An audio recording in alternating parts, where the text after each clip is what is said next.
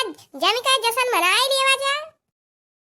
कहे से भैया बहनी सबसे बड़ा धर्म राष्ट्र धर्म हुआ है। कहे से भैया बाबू बहनी और देशवासी का अपने देश से प्रेम होए चाहिए। हाँ, अपने देश के आन बान शान बचावे ताई सबसे आगे रहे चाहिए। एक बार जोर से बोला जयकारा, भारत माता की जय, भारत माता की जय, शहीद वीरों की जय हो। और ये हमारे बड़की दीदी राम जी कही था दादा, गाँव भर पे देखो जेकरे छत पे दादा के ही के छत पे झंडा लहरात है।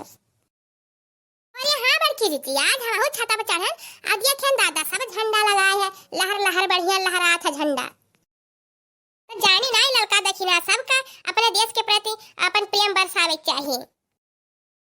जानी नहीं बल्कि हमारे आज के दिन लड्डू खान कितना मजा आवत है स्कूलवा में।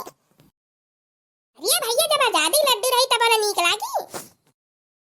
तब बाऊ भैया बहनी वीडियोवा यहीं तक रहा। वीडियोवा का लाइक कर दियो, शेयर कर दियो, सब्सक्राइब कर दियो, कमेंट कर दियो और ज्यादा से ज्यादा वीडियोवा शेयर कर दियो। हाँ, और वीडियो पूरा जरूर देखे जा बाऊ भैया बहनी लोग। हाँ बाऊ भैया तब बोलो एक बार जोर से, जय भारत माता।